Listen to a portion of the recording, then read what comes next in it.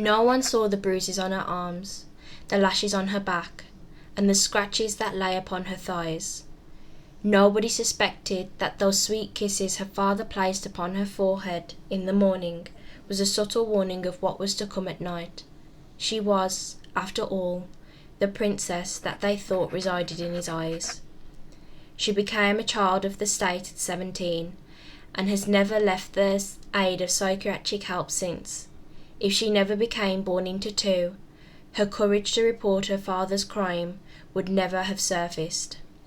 Precariously, her porcelain hand strokes the leather armrest beneath her, her index finger running along the husk of the animal she sits on. The hypnotic effect of the tickling sensation of a fingertip dipping into the microscopic curves of the leather drown out her worries and let the altar take control. Her name enters her ears as a repeated refrain. Rapunzel, Rapunzel, Rapunzel. But looking into the eyes of her therapist, Dr. Princeton, it becomes instantly noticeable she is not of herself. Taken aback by such an easy transition, Dr. Princeton confronts Rapunzel's predicament with ease. Gothel, it's a pleasure to meet you again, but why are you here? What's pushed you to show yourself now?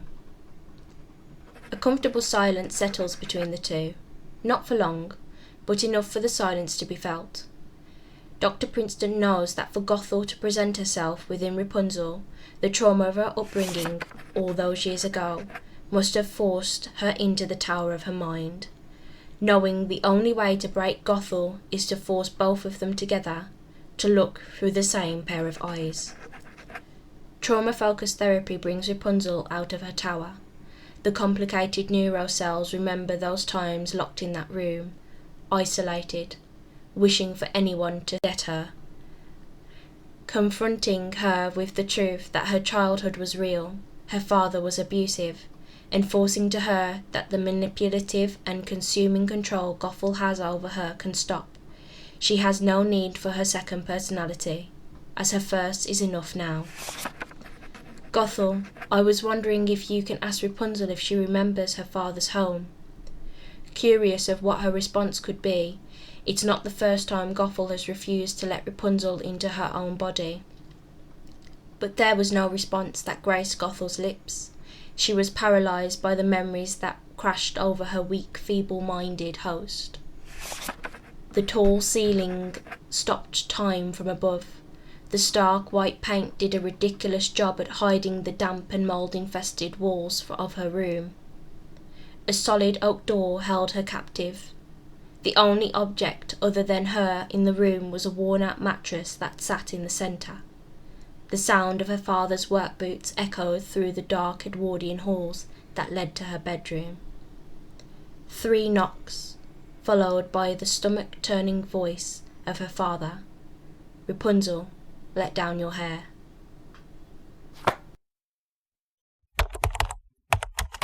So the piece that I just read out to you is an untitled piece of work that I actually wrote when I was writing another piece of work that I wanted to incorporate the idea of fairy tales, but not exactly word for word. And I know there's very little room to create something new where fairy tales and folklore stories are concerned.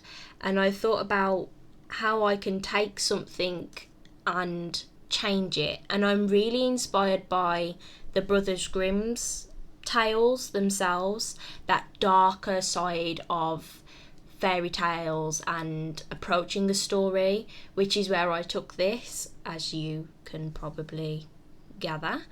But one of the things that I wanted to talk about is that sometimes it's nice as a writer to not take somebody else's piece of work, because that sounds quite aggressive, but be inspired by somebody else's work and think about what it is you can do differently, or what you just feel in that moment. Because where I'm taking this one, as you can see, is a lot darker than the actual Rapunzel story, and I wanted to bring it into modern times and for this particular one, I wanted Rapunzel's tower really to be her body. She's still Rapunzel, and Gothel, as we know, Mother Gothel, who took her and all that stuff, is also now her new captor in a different way. She made her stronger enough to get away from her father, but there's also still that reminder that she's still being held captive by her. And then obviously, it's very obvious, Dr. Princeton is still a prince trying to help somebody, a princess, but alas. But the concept is that you've still got those basic storyline gists, the tropes of a fairy tale, but I'm presenting them to you differently. And I think it's really important for anybody that wants to get into writing. You don't always have to start from ground zero, and you don't always have to try and make your stories that you're writing to get into the mood your own straight away. You can afford to play around with other people's pieces of work to kind of find where you want to sit.